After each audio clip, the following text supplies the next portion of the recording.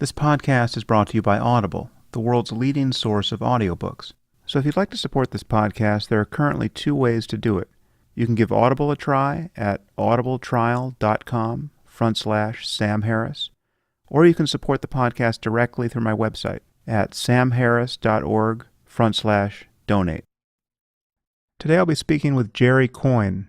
Jerry is a biologist at the University of Chicago, and he's written over 100 scientific papers and several books, the most recent of which is Faith versus Fact: Why Science and Religion Are Incompatible, and I highly recommend that you pick it up.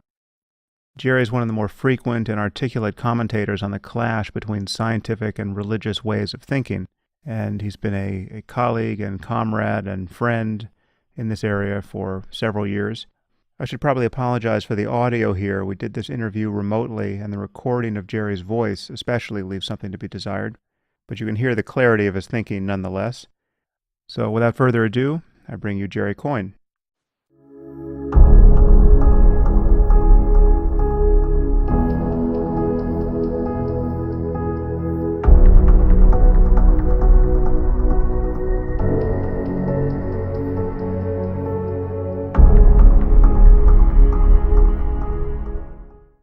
Hey Jerry, how you doing?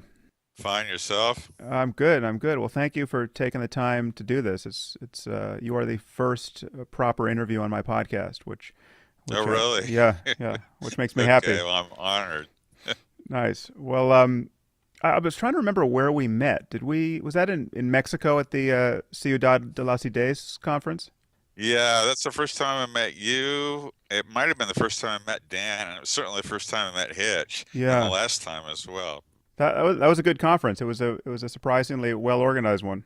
Yeah, unfortunately, I had to miss the big debate with you guys. That was supposed to be nice, but had to get back to catch my flight. So, If you missed the debate, you missed Nassim Taleb's performance, where he gave voice to one of the most bizarre eruptions of anti-science gibberish I can ever recall hearing. That's on YouTube for any interested person to yeah, I listen didn't to. realize that was on YouTube. I'll have to go back and look at it. It was amazing. He insinuated himself into this debate that was already too crowded with like three or four people on each side, and he insisted that he had something of compelling interest to all of humanity to say, and then he got up there and just laid down a word salad of a sort that, Well, I guess you're used to word salads in these kinds yeah, of yeah. debates, right? I also remember from that conference, this was the first time I witnessed just how different a human organism Christopher Hitchens was than myself. I don't know if you recall, but it was like a 3-hour drive to Mexico City from where the conference was because the traffic was so brutal at every hour of the night. Yes. And he had to go to D.C. The next day. So he was flying in the morning. He had like a 6 a.m. flight from Mexico City, and he had an event that night in D.C. And I met him at the bar at midnight where he was having a scotch and a club sandwich, and he was not planning to sleep. He was just going to get in the car, get on the plane, go to DC, and perform again that night. He had amazing stamina, that guy, especially given the way he abused his body. I'm glad I got to meet him once before he died. So, Yeah, yeah. Well, I want to get into the topic of your new book, but just a couple of questions about how you got in a position to write it. But first, how did you get into science, and what is your current focus in biology? well, getting into science, people have asked me that, and it's not clear. If I were to name something, I suppose I'd say it was my parents, because my dad was an animal lover. So from the very first, I can remember he was always dragging us to zoos and things. And then when I was a kid, they bought me all kinds of science books, the Golden Book of Geology, the Golden Book of Dinosaurs, that whole series. And um, I didn't really choose science as, I guess, a profession until I went to college and I took an introductory biology course that was taught by an evolutionary biologist, a guy named Jack Brooks at William and Mary. He was extremely charismatic, and that's all it takes basically to, for the tipping point. From that point on, I was hooked on evolution, and studied it throughout college, and then went to graduate school. So that's how I became a scientist. My area of research has been pretty much through my career, with a few digressions, the origin of species. That is, how one lineage can branch into two or more lineages. What are the genetic changes that accompany the origin of species? that make these different lineages reproductively separated from one another? And are there any generalities or regularities in this process that we can study? And which genes are involved in that process? So I was basically taking up the question that Darwin started with his book, The Origin of Species, which he, of course, neglected to answer. He didn't say anything about the origin of species. He talked about how a single species would evolve.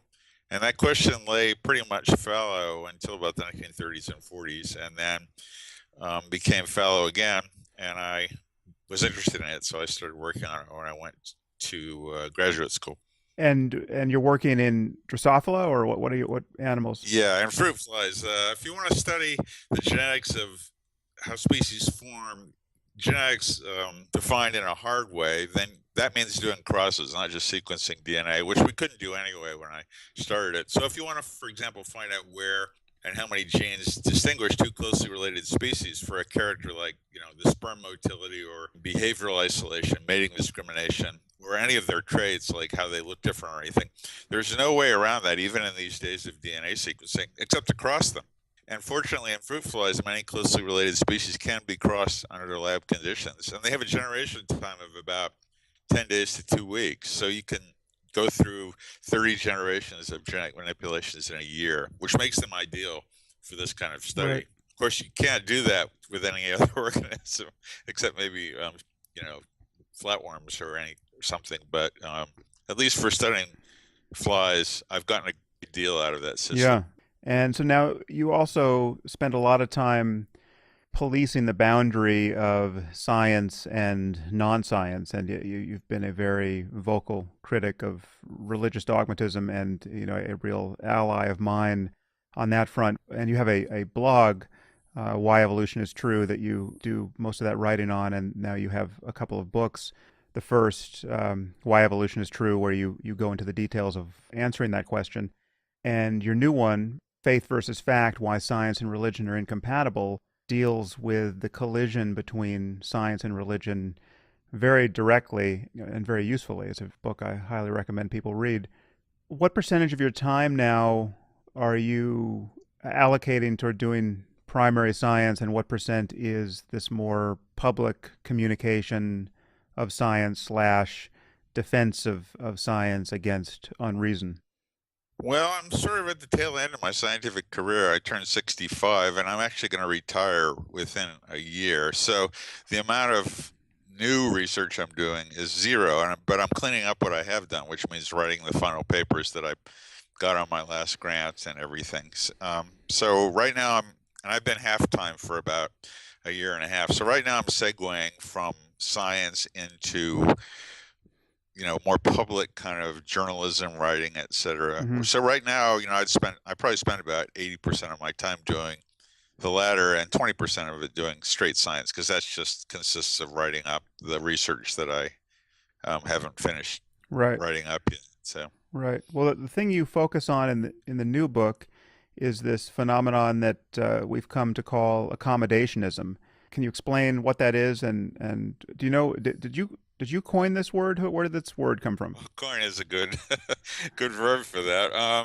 I think I did, but I'm not sure. It's one of those words that I use a lot, and I think people got from me, but I'm not sure I'm the originator of it. So since I don't know that, I'm not going to claim credit for that neologism. But, it is a good one, and people have picked it up.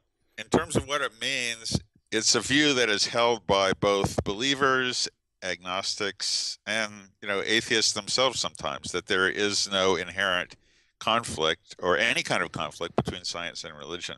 There are various ways that you can couch that compatibility thing, but that's basically the view, that there is no conflict between the two areas. And was the first clear and clearly wrong-headed expression of this Stephen Jay Gould's non-overlapping magisteria? Where do we get this notion of a fundamental compatibility?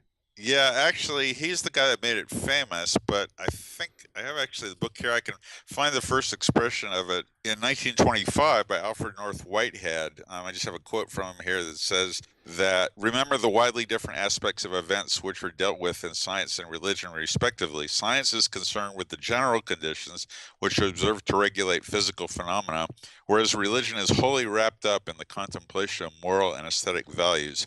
On the one side, there's the law of gravitation, and on the other, the contemplation of the beauty of holiness. What one side sees, the other misses, and vice versa.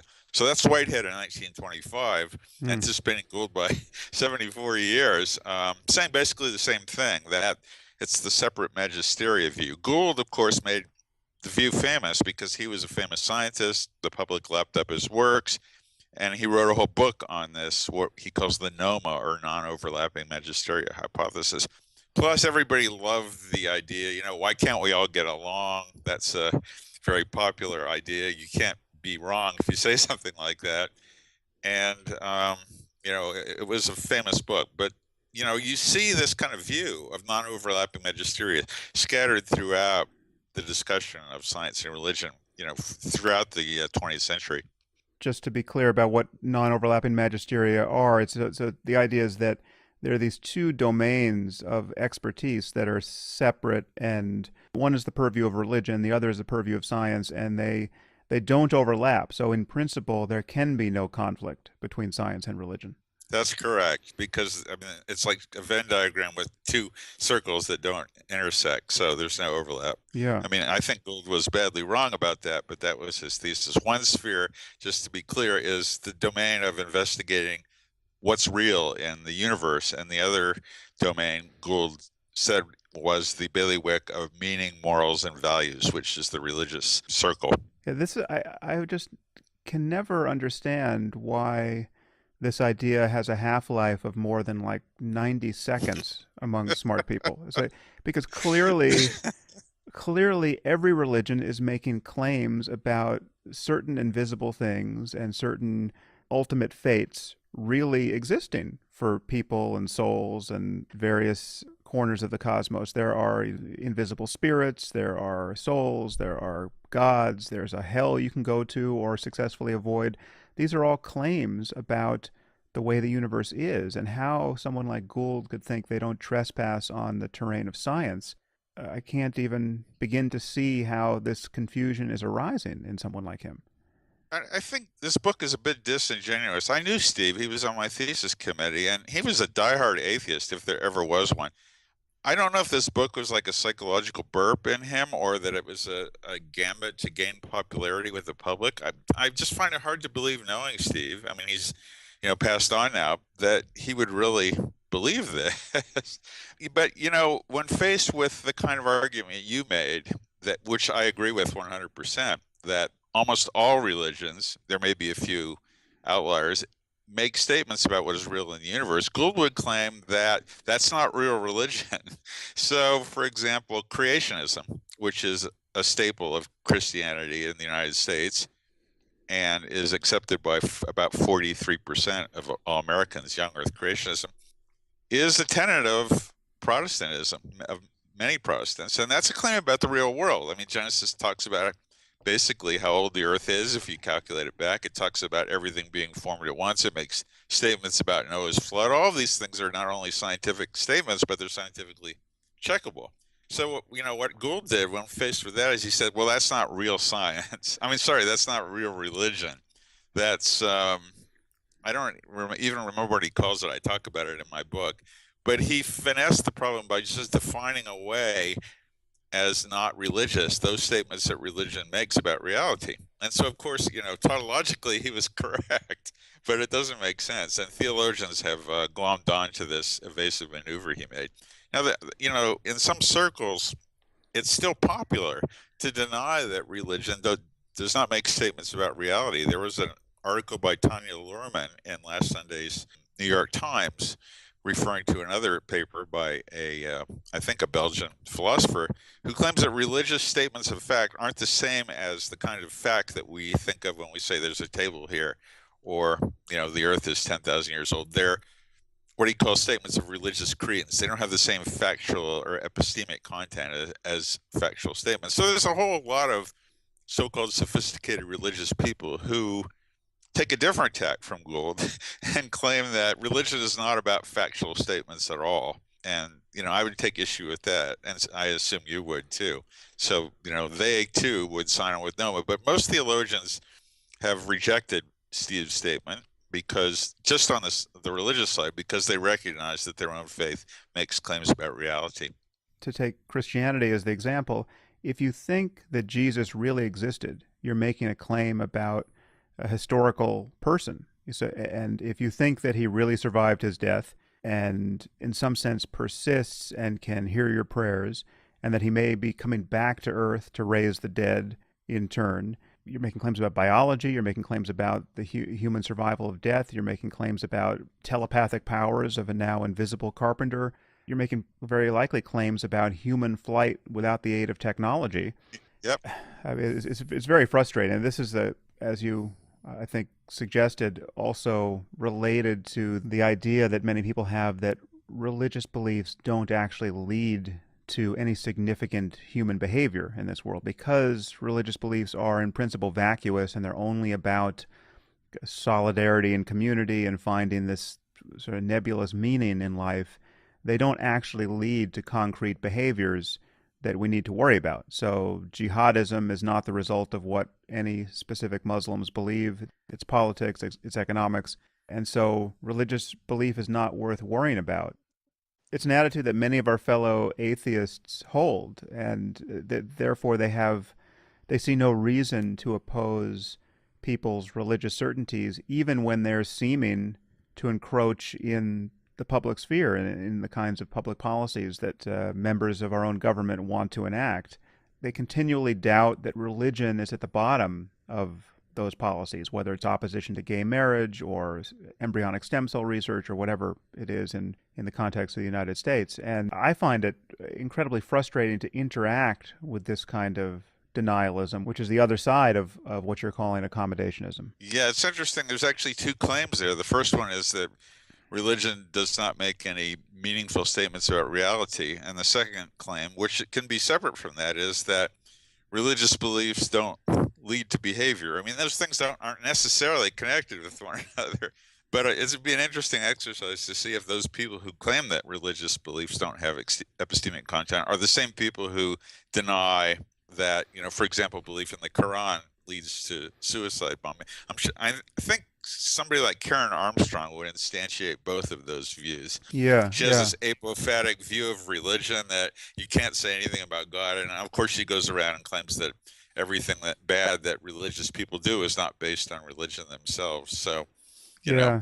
Well, Scott Atran, the anthropologist, has linked those two ideas very explicitly in the way he talks about Islam, that these beliefs, religious beliefs, are in principle vacuous. They have no propositional content about the world that could motivate anybody to do anything differently, and therefore nobody does anything differently on their basis, i.e., nobody blows himself up for that reason. yeah, I was going to say, I think we had something like a bit of this conversation when you were here in Chicago last. And I would like to ask those people, okay, what would it take to convince you that they really were motivated by religion?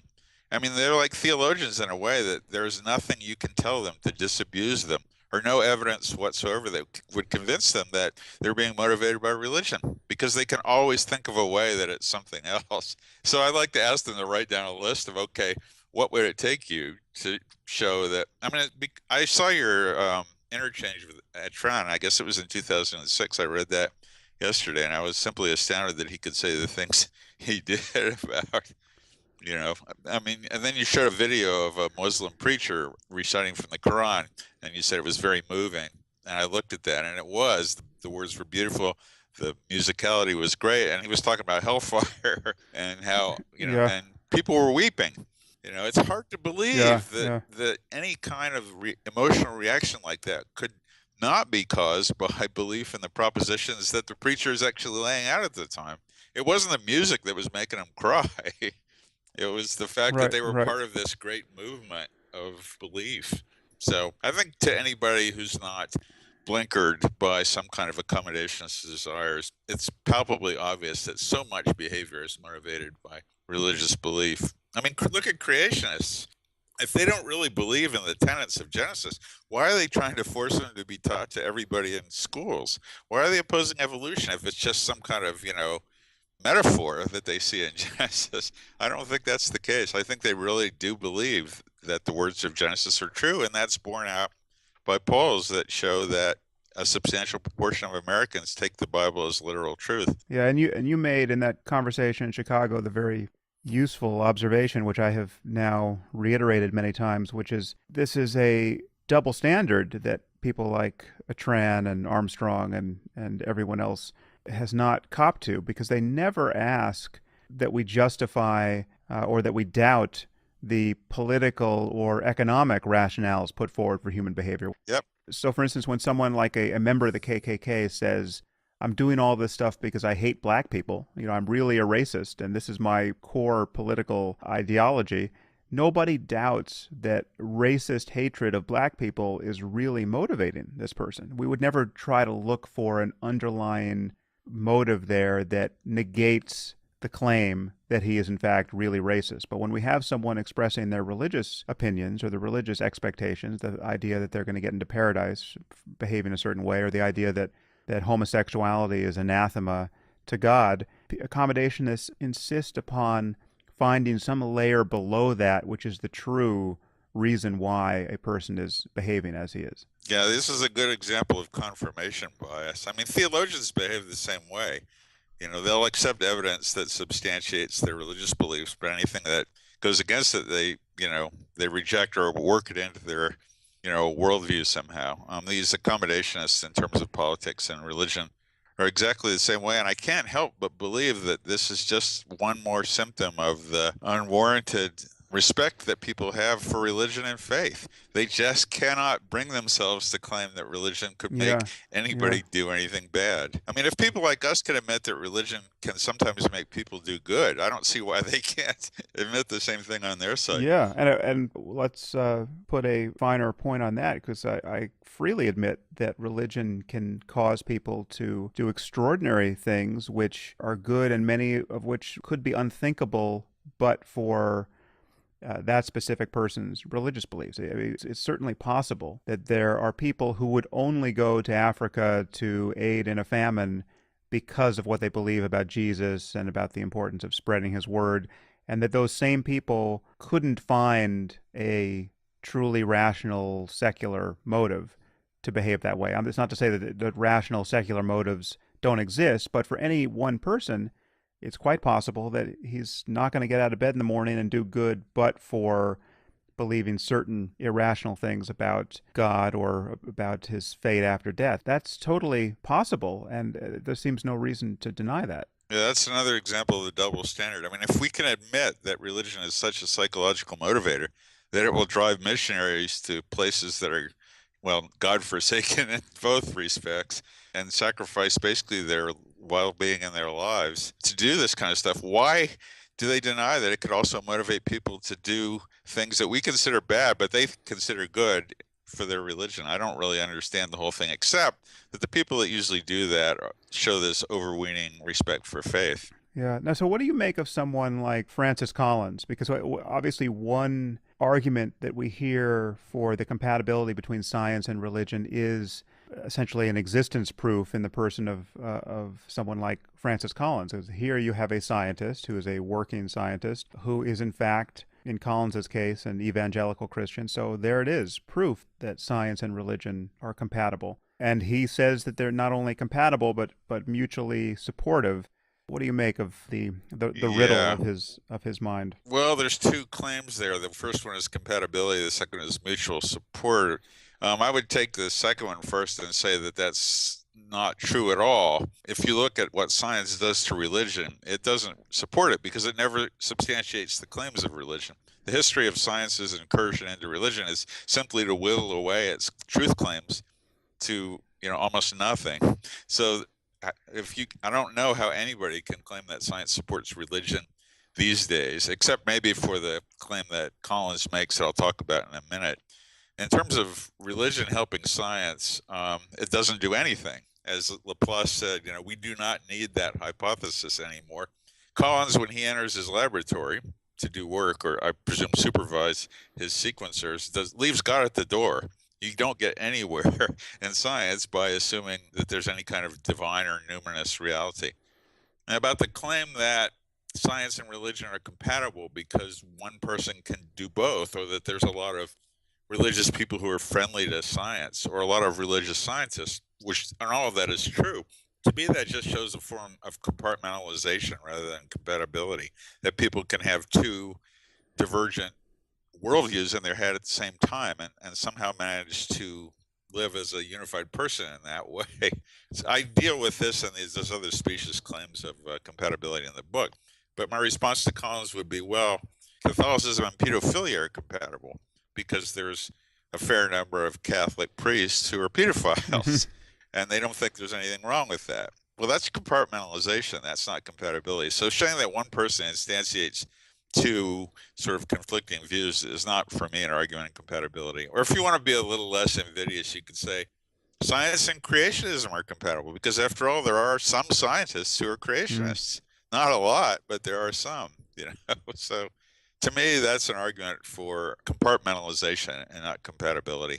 I mean, my view is not that you can hold both views at the same time as an example of compatibility, but that the two spheres approach their ways of finding truth in completely different manners. And that's what I define as compatibility, how you seek and find out what's real in the universe. Right. Well, say more about that. So, what really is the conflict between religion and science as methodologies and ways of arriving at truth claims? Well, I have it all summed up in this aphorism I like to use, which is that in science, faith is a vice, and in religion, it's a virtue. It basically comes down to faith. I mean, that's why I call my book Faith versus Fact.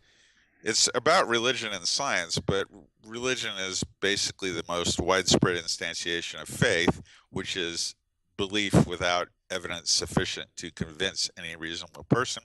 And science is the most exquisite example of fact, which is, how to find out what's real in the universe. Let me say a few words about why we even talk about science and religion. We don't talk about why religion and sports are compatible or why religion and business are compatible. I mean, that's not a question that people worry about, but they worry about religion and science being compatible. Now, why is that? It is because both of those areas, as we've just discussed, make claims about reality.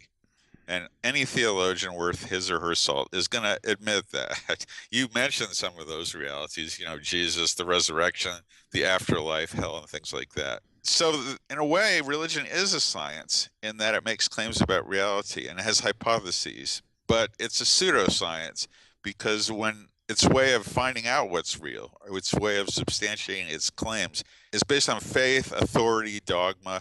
It's not the same method that scientists use when they test their claims. So the basic conflict is when you make a claim about what's real, how do you find out whether that claim is true or not? Science has its whole toolkit of methods: replication, peer review, all kinds of, appeal to nature, testability. And then religion has a whole set of its toolkit, which is based on, authorities, consulting ancient scriptures, personal revelation, etc. And they're basically incompatible ways. I mean, science does find out stuff, and religion doesn't. As far as I can see, theology has not progressed in understanding the nature of the divine, or even if there is a divine, in the past 2 millennia. So that's the basic incompatibility. They're competing because they make statements about reality, but only one of those branches, science, has a way to find out whether what you say is true. It also seems to me that only science really focuses on the problem of confirmation bias and wishful thinking and motivated reasoning and all of the other judgment errors we make when we are committed to certain things being true while investigating whether or not they are.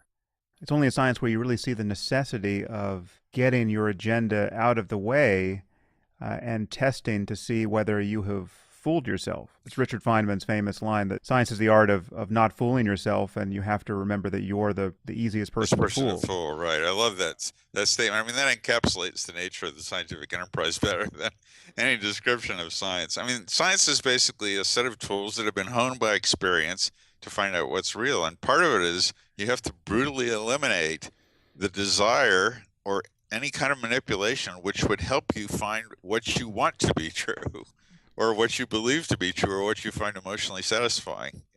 Religion, on the other hand, it's precisely the opposite. It's set up to help you fool yourself, to give you confirmation bias.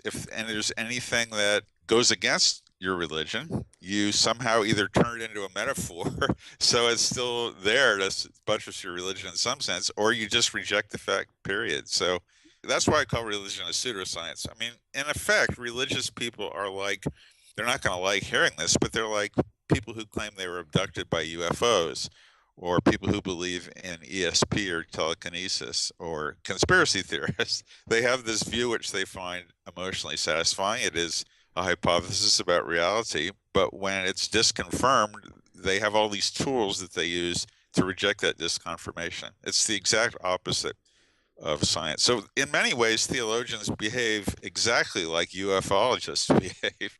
The ways that they reject information that they don't like are very similar. The flip side of that is they use the consoling experience they get from believing certain things as evidence of the truth of those propositions. There's this lack of attention to the difference between believing something because you have good reasons to believe it and believing it because of the way it's being true would make you feel. Yeah, that's the whole revelation bit. And I guess that's the subject of the varieties of religious experience, William James's great book, that the religious experience is a personal experience. You've had a revelation and it's made you feel good. So. Right. Well, it's not to say that you can have personal experiences that would be evidence of something. They don't equip you to say anything about the universe at large, but you can have a personal experience of a radical change in your life which tells you that something has happened. Yes. Whether meditating or praying or fasting or whatever precipitated it, the utility of that practice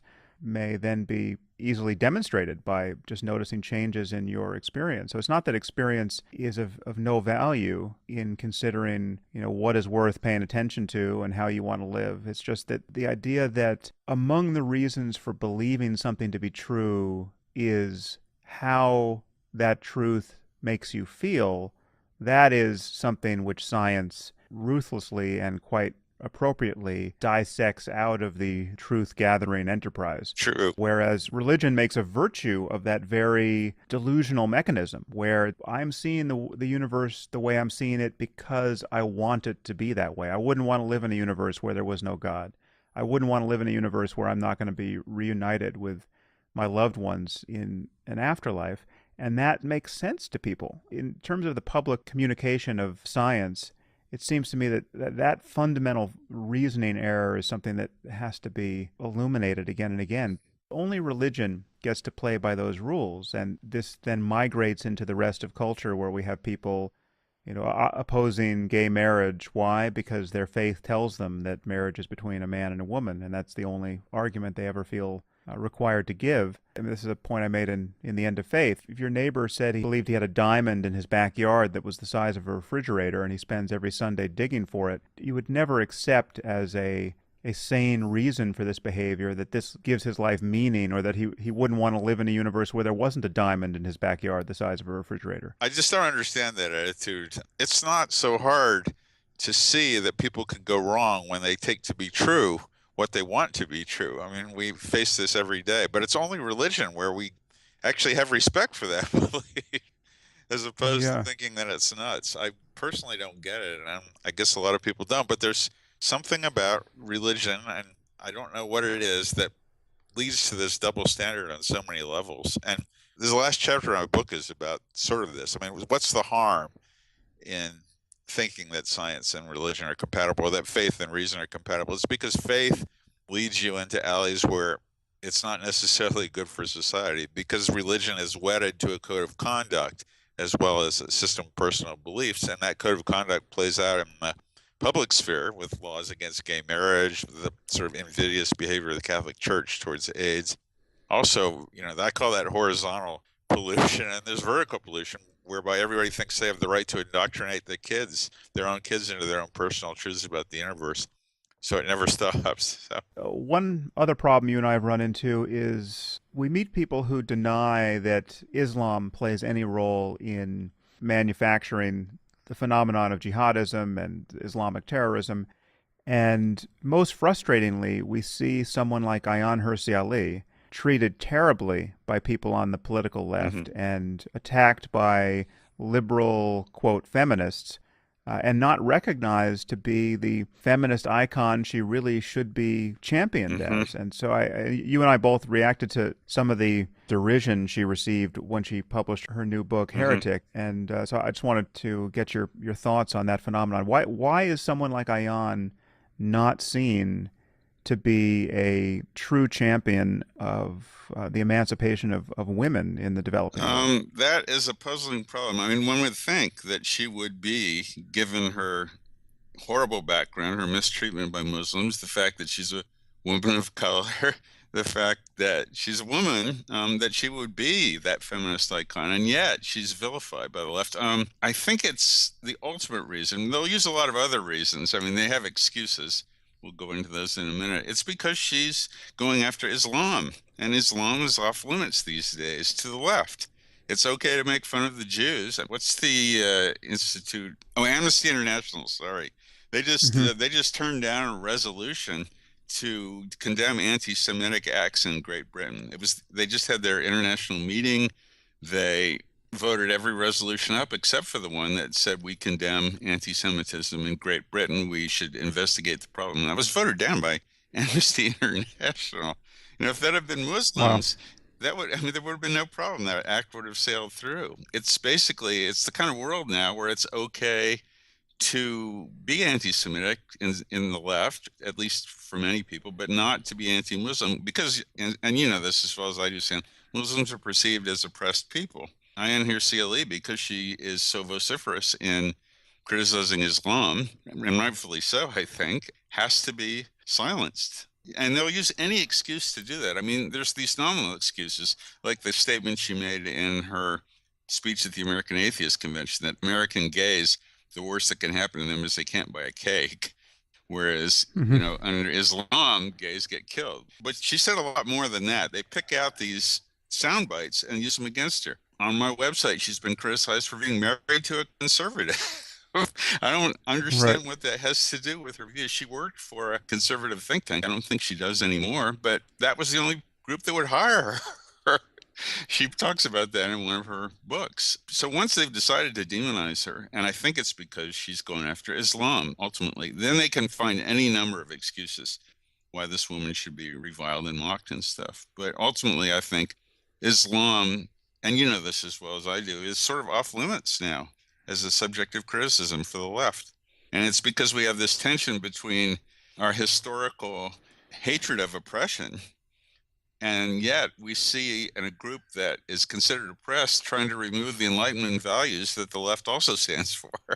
So that seems to be getting resolved in favor of respect for Islam. It's fascinating which wins the tug of war there, because it is true that a respect for religion is trumping a concern for the human rights of women and gays and intellectuals and freethinkers throughout the world. This is true even among irreligious people. I mean, another data point for me is the brain of Nicholas Kristof, the New York Times columnist, who his Hmm. whole thing is a concern for the rights of women, or ostensibly his whole thing is that, and yet when he turns his moral genius upon Ayaan Hirsi Ali, he takes the wrong side of every issue. He actually denigrates her as a bigot. It really is. It's just lacerating to see. Fortunately, there are some where I would call right-thinking people that, we're not alone. No. That's for sure. Yes. I mean, most of the people that read my website know that Enlightenment values should trump respect for a religion that damns those values. And you can always ask these people, well, if you really think that Islam is such a great system of values, would you prefer to live in America or in Saudi Arabia or in Yemen? And especially if you're a woman. I mean, I don't think there's any question about which way those people would answer. Yeah. And I find it all very puzzling. So. A few of those conversations I have said to my interlocutor, I actually think what you're saying about Islam and about multiculturalism is probably true. And so I'm just wondering what you think about my current plan to send my 6-year-old daughter to live with a Taliban family for a couple of years to get to get a closer appreciation of their culture. And I mean, no one with a straight face can say, well, that is, responsible parenting on my side. And yet it's implicit in their view that there is nothing wrong with radical diversity of attitudes towards the treatment of women and girls. And that's part of the whole left dilemma. Besides the oppressed, it's a respect for multiculturalism. I mean, you weren't probably, I mean, I guess you were alive in the 60s, but you weren't old enough to remember it. But I mean, multiculturalism was the watchword back then. Everybody was to be respected. We really gained from every culture. And I think that the bad parts of that view, because I'm a big view of multiculturalism in terms of music and food and, ways of looking at the world, but in terms of how you treat other people, especially women and minorities, and how you run a society, I don't respect any culture that violates what I see as the right way to believe. And unfortunately, the multiculturalism is endemic in certain quarters of the left right now. And that goes along with the hatred of oppression, which is expressed through respecting Islam. well, so then what do you do with the counter argument that one occasionally hears that suggests that religious sensitivity should trump our concern for freedom of speech because our free exercise of our speech is causing so much pain in the minds of religious demagogues? So when we cartoon about the Prophet Muhammad, this causes real harm in the Muslim community, even though it's harm that we can't understand. But nevertheless, you have people who feel wronged in a very deep sense. And why shouldn't that perception of being wronged trump our concern about free speech? Well, I think Hitchens, in his famous fire, fire, fire speech, gave the response to that, which is who decides, what's offensive or not. I could be offended if somebody criticized Israel and called them anti-Semites. I have a Jewish background. I'm not a believer. But, I do get offended when I see people demonize Israel and leave Hamas alone. But I don't tell them to shut up. Once you get into the game of anybody whose feelings are hurt has a right to shut the other side up, then that leads to a situation in which everybody shuts up. And that's not good for society. I'm a big fan of untrammeled free speech. I think it should go. The only limits to free speech are the ones that the United States recognizes, I think, except on college campuses, which are that, the only speech that should not be allowed is speech which is meant to incite violence and rioting on the spot.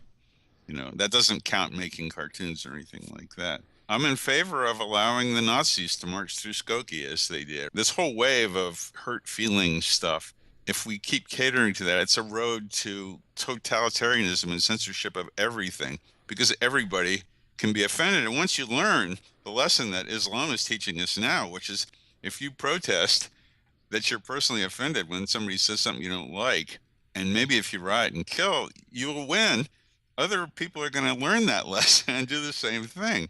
And then what kind of society do we have then? America is still the land of the free in terms of speech is concerned, and I'd much prefer to keep things the way they are here. It's unfortunate, by the way, that college campuses seem to be the one place in this country where free speech is not greatly respected or practiced. Have you noticed a change in the culture on college campuses yourself? Oh, yes. Even here at the University of Chicago, I put some of that up on my website. There was the woman, I can't remember her name, who worked with Charlie Hebdo and survived the massacre, came here and talked. And she, by the virtue of her talking, she offended a number of students, Muslim students, but also their sympathizers. And there were letters to the newspaper about how she shouldn't have been allowed to speak without somebody at least balancing her viewpoint. And that happens on my very own campus. I don't really write about it because there's no advantage to bucking the wave of student sentiment, but I do deplore this trend. And I think Chicago is a lot better than some places like Columbia or Stanford or even Berkeley these days, which is odd because Berkeley is where the free speech movement began. Yeah, but it skews so far left that you would expect that this political correctness and victimology would be peaking there, I would think. Yeah, it's interesting that the left has really come full circle to the right. That now, people like you and I are in league in some ways with Bill O'Reilly and the Fox News commenters that condemn Islam. I hate that. I hate it to have to voice some of the same sentiments. I mean, we do it for different reasons, I think, or I would hope. But it doesn't feel good to be in bed with people whose ideology is so completely opposed to yours. And that's what, that's what these students are becoming, basically, is right-wingers. Yeah, yeah. Well, very strange. Well, I see we're coming up on an hour here, Jerry, and I want to respect your time, but I want to touch one other issue, which I don't think arises in the current book, but it's an issue that you and I have both sounded off on, and much to the consternation of our mutual friend Dan Dennett, the issue of free will and whether it makes sense scientifically or philosophically. To my continued surprise, the topic of free will is incredibly interesting to people, and in some cases unnerving to them when you begin to deny its existence, and it's something that really goes to the core of what they find relevant philosophically and scientifically. So tell me what you think about the notion of free will or its illusoriness in scientific terms. Well, that's a big question. I'm going to give a talk about this for the first time at the Imagine New Religion meetings in Vancouver in June. But first, you have to define free will if you want to talk about it. And my definition is basically that you have free will if your decisions reflects anything more than the laws of physics that impinge on your mind as reflected through your genetic endowment and the environments you've experienced. In other words, I consider free will as a form of dualistic free will, and that I reject. So I'm a determinist. I basically believe, and I think you agree with me because I've read your book, that at any one point in time, it's completely the configuration of molecules in the universe, and in particular in your brain, that mandates what you do, and that you could not have done anything other than you did. In other words, you don't have any choices. You think you do, and it looks like you do, but you don't really. And so I'm a determinist in that sense. And so are people like Dan Dennett, who nevertheless maintain there is free will. They do that by a semantic trick, by redefining what free will is. And those tricks. They're called compatibilists. My view is that it's purely a semantic game, that those people do it largely because, for what you said, that the notion of that we don't have free will, that we're more or less wet robots, is frightening to people. It's as frightening as the idea that we're going to die.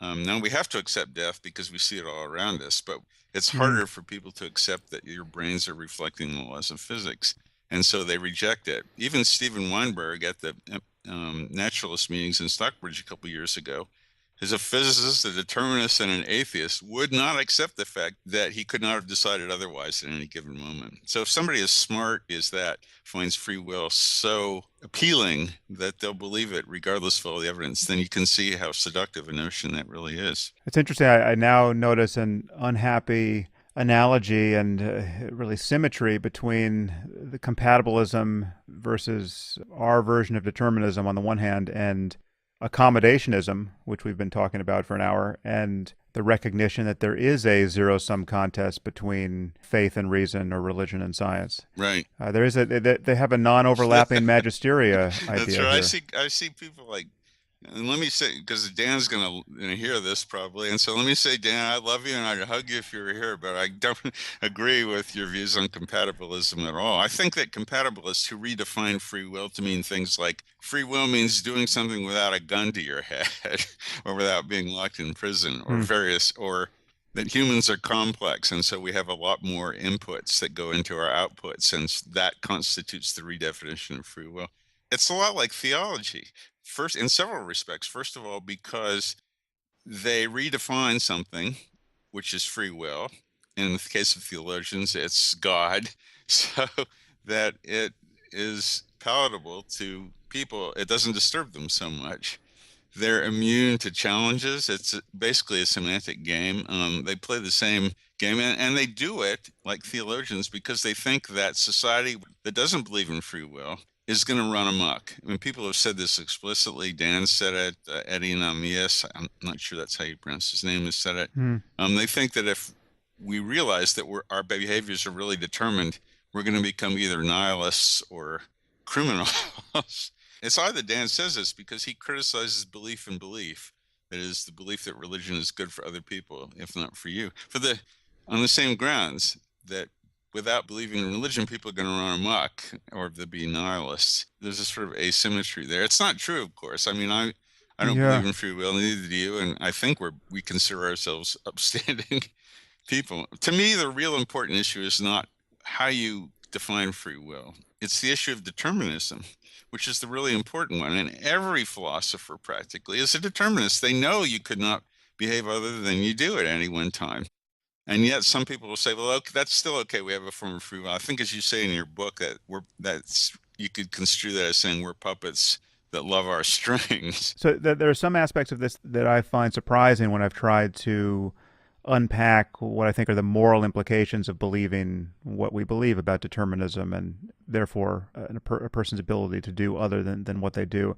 And one thing is that I was considering what a person's actions says about him. And the example I use, I think this was in pushing back against Dan Dennett's review of my book, Free Will. The example he gave, based on the work of the philosopher Austin, was of a missed putt. So you have a golfer who's 3 feet from the hole, and he tries to make his putt, and he misses it. And the idea that he could not do otherwise, because the universe was in precisely the configuration it was, including every charge in his nervous system, that doesn't tell you anything of interest about what sort of golfer he is. What you want, and this is Dan's arguing against me now, what you want to know is just what he would do in general in that circumstance. That's how you understand his responsibility as a golfer and his likely future behavior, and that's fine as far as I'm concerned. It's true that you want to be able to generalize over many similar instances, though different in their microstructure, what a golfer is capable of. But one thing I found interesting when I thought about this example is that when you take a golfer like Tiger Woods and he misses a 3-foot putt, and given the reality of determinism, he would miss that putt 1 trillion times in a row. Whatever went wrong, and it would keep going wrong every time you rewind the universe to its exact state. It reveals that there are two things you seem to have to hold in mind at the same time. One is, if anyone should have made that putt, it's Tiger Woods. I mean, he is more responsible in the conventional sense of responsibility for missing that putt than any other golfer. Certainly, he's more responsible than I would be, because I'm the kind of golfer who misses putts of that length all the time. So we expected him to make it. He missed it, and therefore the opprobrium attached to that error should be highest in his case. So on the one hand, it's a greater failure for him because he really should have made it. But on the other, his missing it says the least about him, because he's going to make that putt 900 times in a row. It just, I don't actually have a strong conclusion based on that, but it seems kind of a paradox where the closer you get to this notion of responsibility in the micro instance of something happening, the more it seems undeserved. Yeah, especially there. And you got to wonder, I mean, what is the use of opprobrium to somebody like Tiger Woods anyway? Criticizing it because he missed a putt, is that going to make him a better golfer or not? Or is that just some instinctive feeling we have? I mean, that argument to me just finesses the whole really important issue of moral responsibility. I mean, I don't think we have moral responsibility, but I think we have responsibility in a way that has to be adjudicated in society through opprobrium and punishment. And this is what bothers me about all of these compatibilists and people who talk about free will, because they're all determinists. And instead of concentrating on the really important issue for society, which is that we could not behave other than we do, and what are the implications of that for our system of punishment and reward, they play a semantic game. They engage in, well, if maybe you know some Yiddish, they engage in pillpool, just endless debate about how these hypotheticals and examples about how we could construe free will or not, when the real issue is, what do we do about the criminal justice system? How do we deal with people that transgress and are a danger to society, knowing now that that's Right. the only thing they could have done? It seems to me that the real problem for society is the problem of determinism, which everybody accepts, but which people like compatibilists ignore. And I don't understand why they prefer to play these semantic games than deal with the one thing that we all agree on, which is that we could not do otherwise than what we do. Right. And just to be clear here, to say that we could not do otherwise is not to say that certain punishments don't deter certain classes of crime, or that people can't learn to behave better than they have in the past, or that rehabilitation of certain criminals is possible or not, or the cure of certain psychological problems is possible or not. I mean, it still matters what a person does or is done to him, and people can be discouraged successfully in many cases from misbehaving based on the kinds of laws we enact and the kinds of punishments we lay down for them. But it's not, in any specific instance, a person does exactly what he in fact does based on a concatenation of causes that precede his agency. His agency is just an expression of everything that has made him what he is in that moment. And we recognize that when in specific cases where you find a brain tumor in the brain of some criminal that is in the right place to have influenced his behavior, then you think, well, as in the case of Charles Whitman, this person was unlucky. Whereas you don't find a brain tumor, but you have the bewildering complexity of neurophysiology as yet ununderstood. That is, as I've argued elsewhere, just a glorified brain tumor in that case. It's just that is just as causal in his case, but that doesn't mean that if people are responsive to certain punishments, we can't use punishments to get them to respond in certain ways. If a behavior is voluntary, the nature of its being voluntary is that it can be discouraged by punishments. If you're going to fine me $1,000 every time I stay 5 minutes too long at a parking meter, I will change my relationship to parking meters. Yeah, I don't understand. I mean, this is the greatest misconception we have about determinism amongst the public, is that you can't, if determinism is true, you can't influence people's behavior by your behavior. I mean, that's probably false. And I always use the example, if you kick a dog every time it comes near you, it's going to stop coming near you. That, I mean, the dog learns and people can learn. I actually say the same thing you do, that all criminals, in a sense, have brain tumors. But you can't say anything that will piss people off more than saying that. If it has, people have a visceral reaction to that because their sense of agency is so great. They can't believe that they have the mental equivalent of a brain tumor if they do something wrong. But anybody that knows anything about the laws of physics knows that that is true. I mean, what I like about determinism, and why I think people like Dan should be really talking about that rather than playing this semantic game, is because it puts the whole system of punishment rewards, especially criminal punishment and rewards, on a scientific basis. I mean, now we can figure out, okay, how do we rehabilitate somebody? What are the actions that we can take that will affect somebody in such a way that they aren't recidivists? Or how long do we need to put somebody away before it will reform them? So we still can have punishment for deterrence, to sequester people from society, and for reformation. But now we can investigate scientifically what are the best ways to intercede to do that.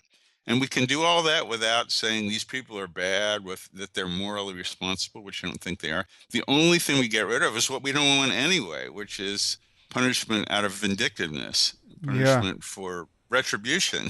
And nobody likes that. No enlightened person likes that. And that's the one thing that automatically goes away when you start believing that free will is an illusion. Yeah, well, obviously this is a very deep and interesting area, which could probably merit its own hour. But yeah, you're not going to find many people that have the same views as we do about this. But I mean, I think that they're the correct views because they stem directly from the laws of physics. I mean, that trumps everything else, and the rest is commentary. Yeah, but in this case, I think it's actually helpful that the ethical implications are, at least in my view, benign or positive. It's not that you suddenly wind up in a world you don't want to live in when you follow the message of these physical truths to the end. I think it improves, as you say, our approach to fundamental ethical questions. Yeah. And I mean, it's conceivable that there are certain truths that we wouldn't want to know, things that are, if known, would reliably degrade our well-being, our ability to get what we want out of life. But this certainly does not seem one of them, and that seems to be Dan's fear, at least in half his moods when he talks about this. Yeah, and there's one other thing which just struck me the other day when I was thinking about an old girlfriend I had and feeling regrets. And all of a sudden my intellect kicked in and I said, well, what happened happened. There was no choice about the matter. Why should I feel any regret? Why should I wish that things had turned out differently? They could not have turned out differently. So there are personal positive things too. And the fact is, our sense of agency is with us. I don't know how it evolved or why it's there, but it's not going to turn us into automatons to simply recognize that we're governed by the laws of physics, because we do have this powerful illusion. And there are personal and societal benefits from at least addressing that illusion and seeing why it's an illusion, as you do in your book.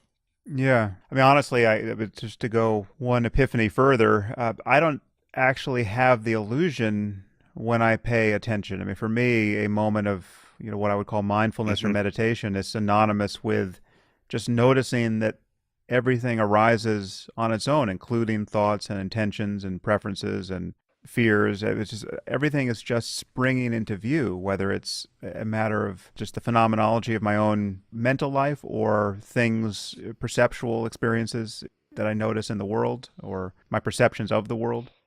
So just as I can't pick the next thing I hear because the next sound simply impinges on my eardrum, I can't pick the next thing I think. The next thought just appears. So how is that a basis for free will? Yes. It does, I mean, that's not to deny that my thoughts follow a certain predictable pattern. I can tell you with some certainty that I won't start thinking in Korean 5 minutes from now because I don't understand a word of it. And the kinds of things I think about, like my wife or my book, I mean, that's predictable. But in the micro instance, the next thing that springs into view simply springs into view. And that the irony for me is that close attention to our mental life doesn't give us this basis for free will either.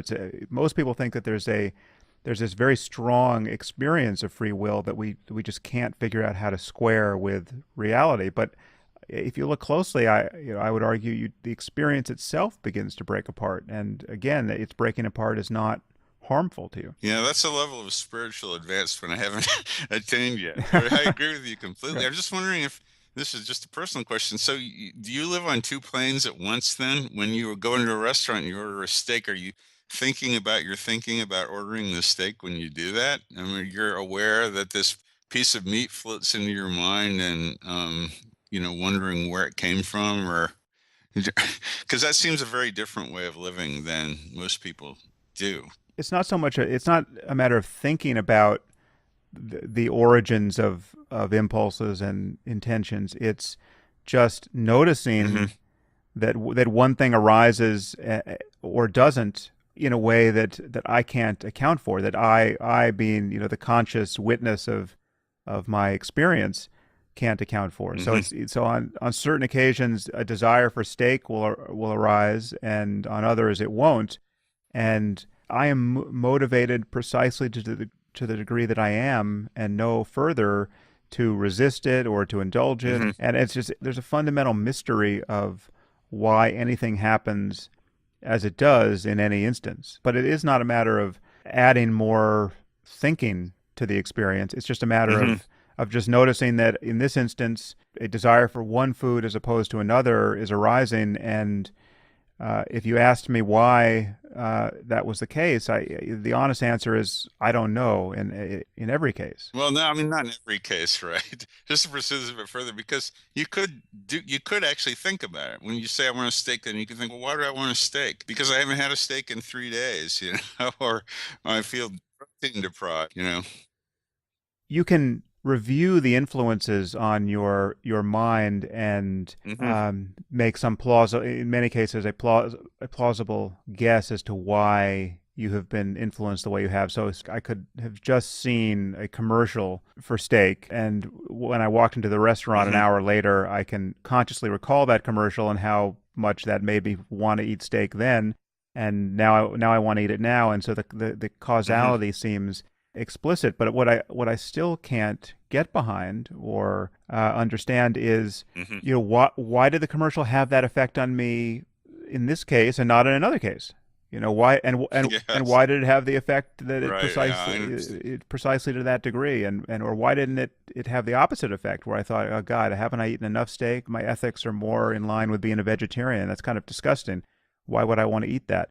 We Hmm. get buffeted around by the world in ways which, yes, they kind of causally account for why we do what we do in many instances, but we still can't account for why those causes are effective in one case and not in another, and why we fall off our diet and jump back on it and fall Yes. off again in precisely those moments we do. It's just, I mean, again, it's Tiger Woods missing a putt and making the other, and not being able to account for why it Yes. went that way in that instance. So Yeah, I understand what you're talking about. Well, all I can say is that we have a long way to go before most people are convinced that their behavior is determined. mm, I mean, I think that's the prima facie truth, but our illusion of agency is so strong but I think it's an important endeavor. I really do. And I wish that philosophers would turn their attentions to that instead of word games. So, yeah. Well, listen, Jerry, it's been great to talk to you, and just appreciate the time you've taken with me, and I wish you the best of luck with the launch of your book, which all of our listeners should read, because it lays out this problem, which is not going away, I don't think, any time in our lifetime, and which every generation faces.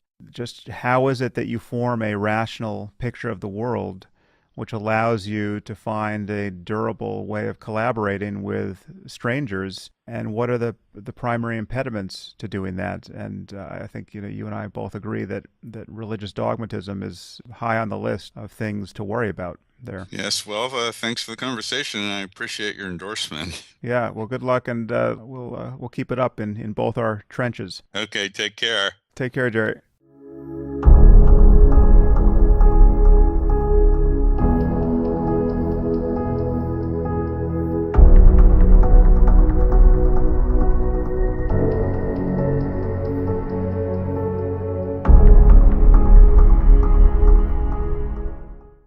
If you enjoyed this podcast, there are several ways you can support it. You can leave reviews on iTunes or Stitcher or wherever you happen to listen to it. You can share it on social media with your friends. You can discuss it on your own blog or podcast. Or you can help fund it directly, and there are two ways you can do this. You can try a membership at Audible, the world's leading source of audiobooks, at audibletrial.com/Sam Harris. Or you can make a donation through my website at samharris.org/donate.